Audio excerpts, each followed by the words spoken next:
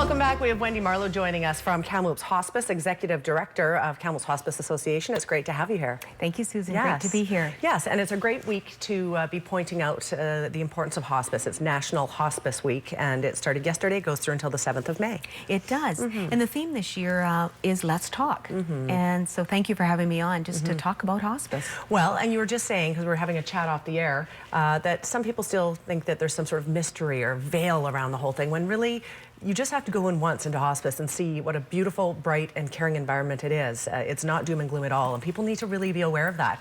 I think a lot of people have had some experience of some sort with Kamloops Hospice, but not everyone has. Yeah, you're right. And so still people say, well, what is it like? Or, you know, I'm a bit nervous to go in. So I encourage people to come, and what a great week to come up.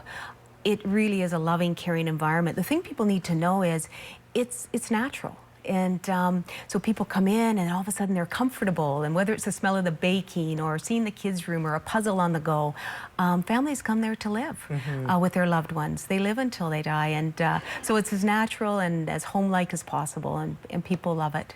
How many patients can you have at once? How does that work? And how does that work if you're thinking about having somebody be on the list because you know that they're going to get to that stage? I mean, how do you time that all out? Well, part of it is through some guidelines through the physicians. There's something called palliative benefits. And so there is a process that we can go through if somebody calls and asks. I think the important thing, Susan, is that people need to start having the discussions early. Sometimes we don't want to talk about it. And yet then when people get there, I've heard people say, oh, I wish I'd known sooner, or I wish I could have come sooner. But we put those discussions off. And so part of Let's Talk, and this week the theme is really being willing to talk about, what are my wishes? What would I like to see in my end of life? What do I want to do while I'm still living? And I really encourage people to have those discussions with their families, both for themselves and for their loved ones. So people are welcome to come in? Yes. Yeah, we don't typically do an open house. That's hard on our families. But anyone who'd love to come and have a tour, we'd love to show you the house and make you aware of what it takes to keep that house operational. And it does take a lot of money, hence the reason you have some fantastic fundraisers, one of them just recently. Let's talk about that. We did. We just had our 18th annual gala, we call it, Evening to Remember. And this year we hosted 400 guests up at the Coast Hotel and raised $75,000 for hospice. And on top of that, we had so many contributors to auction items, to sponsorship. It really does take a community to keep our hospice doors open. Do you get any funding from the government? We do. We have a contract with Interior Health, and that funds about 51% of our budget. And after that, we raise $800,000 a year to stay operational.